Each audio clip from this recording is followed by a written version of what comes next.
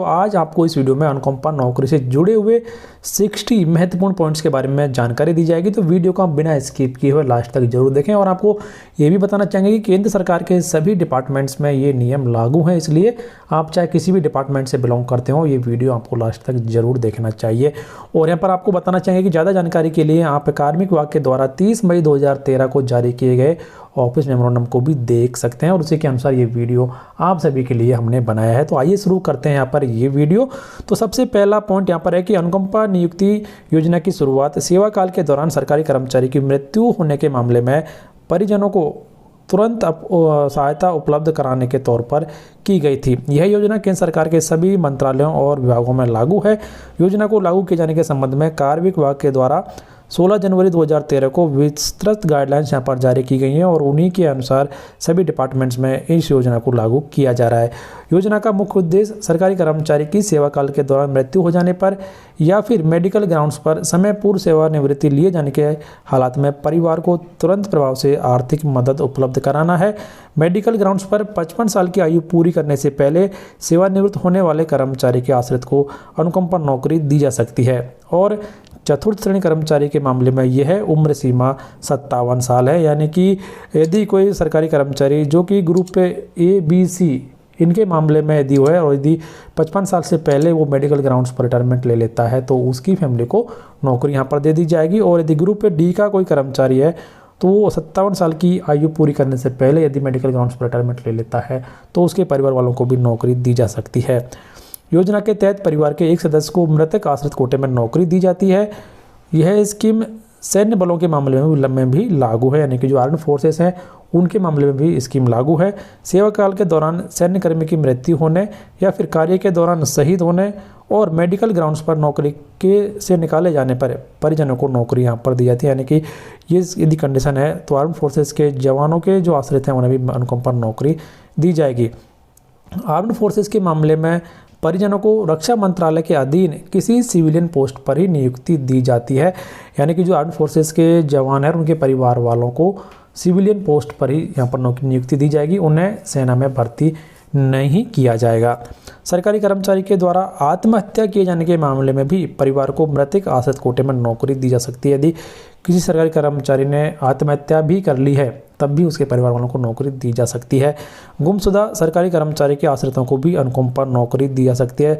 जैसे कि कोई सरकारी कर्मचारी कहीं पर गुम हो गया और काफ़ी लंबे समय तक वो आया ही नहीं है तो उसके परिवार वालों को भी अनुकंपा नौकरी दी जा सकती है। अनुकंपा नौकरी पाने की अधिकतम उम्र चयनित पद के भर्ती के नियमानुसार रहेगी। यानी कि जिस पोस्ट के लिए आपको कंसिडर किया जा रहा है उस पोस्ट के लिए अधिकतम सीमा कितनी है, आयु सीमा कितनी है, उसके हिसाब से ही यहाँ पर वो नियम लागू रहेगा।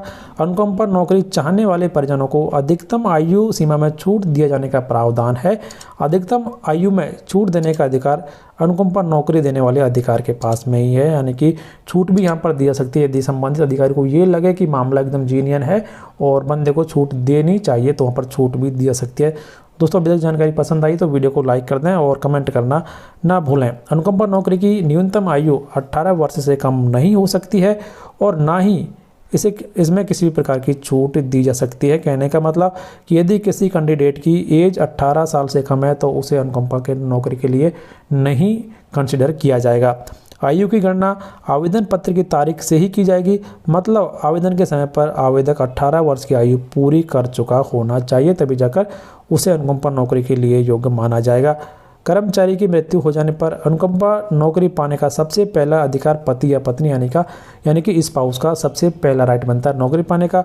स्पाउस के नौकरी लिए जाने से मना करने पर बेटा या फिर बेटी को नौकरी दी जा सकती है और दत्तक पुत्र और पुत्री को भी अनुकंपा नौकरी के लिए योग्य माना जाता है। यानी कि जो अडॉप्टेड सन और डॉटर हैं उन्हें भी अनुकंपा नौकरी दी जा सकती है। अविवाहित सरकारी कर्मचारी की मृत्यु होने पर आश्रित भाई और बहन को नौकरी दी जा सकती है। विवाहित पुत्री और पुत्र को भी सशर्त अनुकंपा नौकरी का हकदार माना गया है। यानी कि जो मैरिड डॉटर और सन हैं उन्हें भी अनुकंपा नौकरी दी जा सकती है। पहले ये नियम नहीं था लेकिन बाद में इस नियम को बदल दिया है और अब दोनों को ही, चाहे बेटा हो या बेटी हो, यदि उन्होंने शादी कर लिया है तभी भी उन्हें नौकरी यहाँ पर दी जा सकती है। लेकिन इसके लिए कुछ शर्तें यहाँ पर सरकार के द्वारा लागू की गई हैं। विवाहित पुत्री और पुत्र दोनों सरकारी कर्मचारी पर पूर्ण आश्रित हैं तो ही उन्हें मृतक आश्रित कोटे में नौकरी दी जाएगी। विवाहित पुत्र या पुत्री को नौकरी मिलने पर बाकी आश्रितों की देखभाल करनी होगी और इसके लिए उन्हें एक अंडरटेकिंग भी संबंधित अधिकारी को देनी पड़ेगी। तो इनके लिए कुछ कंडीशन यहाँ पर लागू की गई हैं।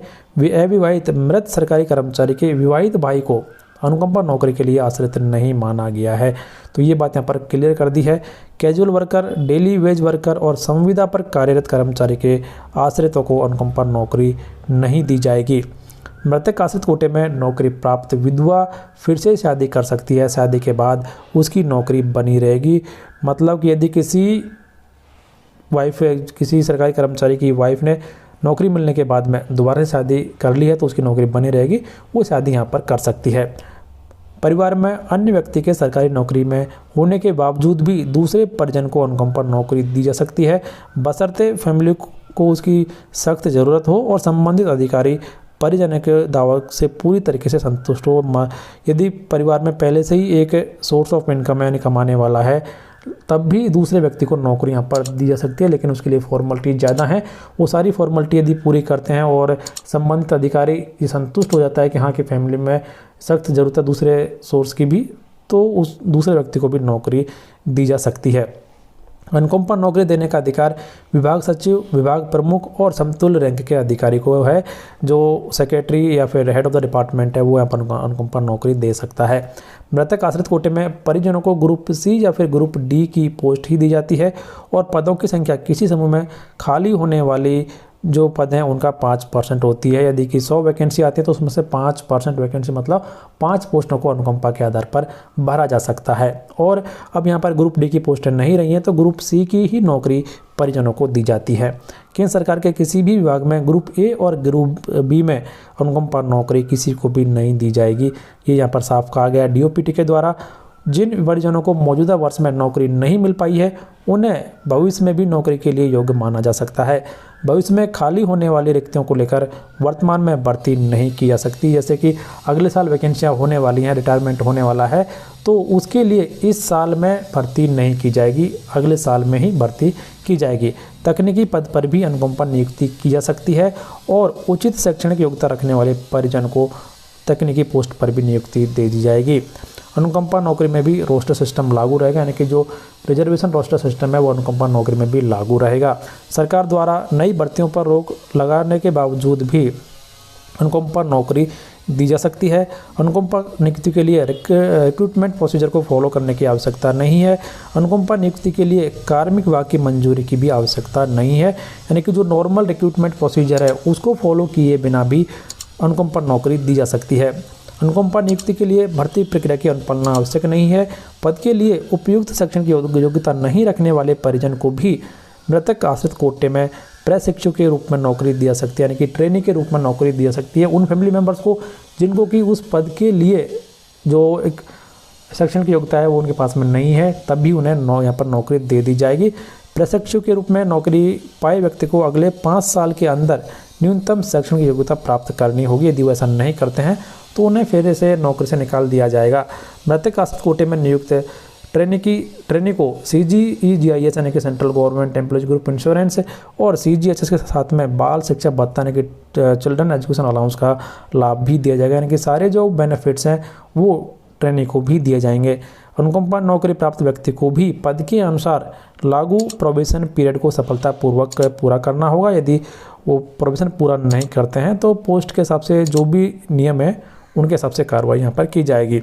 विधवा महिला के द्वारा उचित शैक्षणिक योग्यता नहीं रखने पर उसे MTS यानी कि मल्टीटास्किंग स्टाफ चतुर्थ श्रेणी कर्मचारी के पद पर नौकरी दी जाएगी। अनुकंपा नौकरी दिए जाने के लिए किसी भी प्रकार की अधिकतम और न्यूनतम समय सीमा नहीं निर्धारित नहीं की गई, यानी कि कोई टाइमलाइन यहाँ पर नहीं है कि आपको 1 साल के अंदर जॉब दिया जाएगा या फिर आपको 5 साल के अंदर जॉब दिया जाएगा। जब भी वैकेंसी होगी आपको जॉब दे दिया जाएगा, बशर्ते आप सारी कंडीशनें पूरी करते हो। मंत्रालयों और विभाग चाहें तो बहुत दिनों से लंबित मामले में भी परिजनों को अनुकंपा नौकरी दे सकते हैं। विभाग के द्वारा 3 साल से पुराने लंबित मामलों को भी पुनः खोला जा सकता है और परिजन को नौकरी दी जा सकती है। लंबित मामलों में परिजन को चतुर्थ श्रेणी के किसी भी पद पर नियुक्त किया जाएगा, यानी कि जो बहुत ज़्यादा पुराने केस हैं यदि उन्हें कंसिडर किया जाता है तो परिजन को ग्रुप डी की नौकरी यहाँ पर दी जाएगी। अनुकंपा नियुक्ति प्राप्त व्यक्ति को नियमानुसार पेंशन नियमों के तहत कवर किया जाएगा और पेंशन जो भी बेनिफिट्स हैं वो उन्हें दिए जाएंगे। अनुकंपा नियुक्तियों पर नियुक्त व्यक्ति की मृत्यु हो जाने पर उसके आश्रित को भी मृतक आश्रित कोटे में अनुकंपा नौकरी पाने का अधिकार है। यहाँ पर आपको समझाना चाहेंगे कि यदि एक सरकारी कर्मचारी जो कि पहले नौकरी में था, उसके बाद में उसके बेटे को अनुकंपा नौकरी मिली और यदि उसकी भी डेथ हो जाती है तो उसके जो भी मृत आश्रित हैं उनको भी अनुकंपा के आधार पर नौकरी दी जा सकती है। सरकारी कर्मचारी की मृत्यु होने पर इस योजना के बारे में परिवार को इसकी जानकारी देने का उत्तरदायित्व ऑफिस के वेलफेयर ऑफिसर यानी कि कल्याण अधिकारी का है। ये यहाँ पर उसकी ड्यूटी भी बनती है कि हम परिवार को वो हेल्प करें और परिवार को इस स्कीम के बारे में पूरी जानकारी भी दे।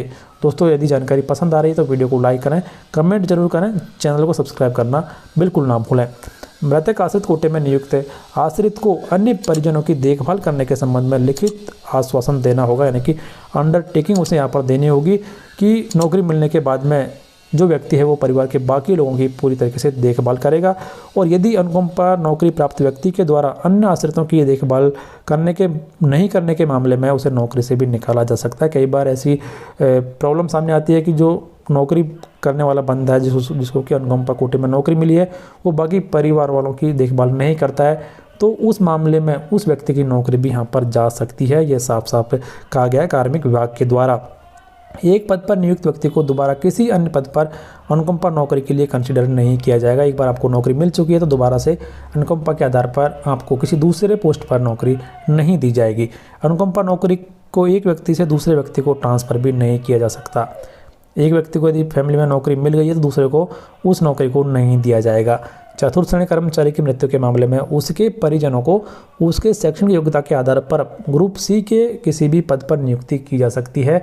यदि कोई चतुर्थ श्रेणी का कर्मचारी है और उसकी मृत्यु हो जाती है और उसका बेटा या बेटे के पास में अच्छी क्वालिफिकेशन है तो उसे ग्रुप सी की पोस्ट भी यहाँ पर दे दी जाएगी। ये नहीं है कि जिस पोस्ट पर आपके पेरेंट्स थे उसी पोस्ट पर आपकी नियुक्ति होगी, ऐसा बिल्कुल नहीं है। न्यायालय द्वारा समय समय पर पारित किए गए आदेश अनुकंपा नौकरी पर भी लागू रहेंगे। अनुकंपा नियुक्ति के लिए आवेदन मृत सरकारी कर्मचारी के अंतिम कार्य स्थल पर परिजनों को देना होगा, यानी जहां पर आपके पेरेंट्स की लास्ट पोस्टिंग थी उस ऑफिस में ही आपको इसके लिए अप्लाई करना पड़ेगा। विभाग में एक से अधिक आवेदन मिलने पर आवेदकों को प्राथमिकता के आधार पर अनुकंपा नौकरी दी जाएगी और प्राथमिकता सूची तैयार करने के लिए डिपार्टमेंट्स के द्वारा समय समय पर दिशा निर्देश जारी किए जाते हैं और उनमें कुछ बदलाव भी किए जाते हैं। कल्याणकारी योजनाओं के तहत फायदा प्राप्त परिजनों के आवेदन को भी अनुकंपा नियुक्ति के लिए योग्य माना जाएगा और मंत्रालयों और विभागों के पुनर्संरचना यानी कि रीऑर्गेनाइजेशन की हालत में भी अनुकंपा नौकरी के लिए मिले आवेदन पत्रों को निरस्त नहीं किया जाएगा। उनको भी यहाँ पर अनुकंपा के आधार पर नौकरी दी जाएगी। तो ये कुछ ऐसे 60 महत्वपूर्ण पॉइंट्स हैं अनुकंपा नौकरी से जुड़े हुए जो कि केंद्र सरकार के सभी मिनिस्ट्रीज और डिपार्टमेंट्स में लागू होते हैं, जिनको कि हर एक को फॉलो करना है। तो फिलहाल इस वीडियो में इतना ही। उम्मीद करते हैं जानकारी आपको जरूर पसंद आई होगी। तो प्लीज़ वीडियो को लाइक और शेयर करें, चैनल को सब्सक्राइब करना ना भूलें, बेल आइकन प्रेस कर दें, ऑल नोटिफिकेशन ऑन कर दें हर एक यूजफुल जानकारी सबसे पहले देखने के लिए। धन्यवाद।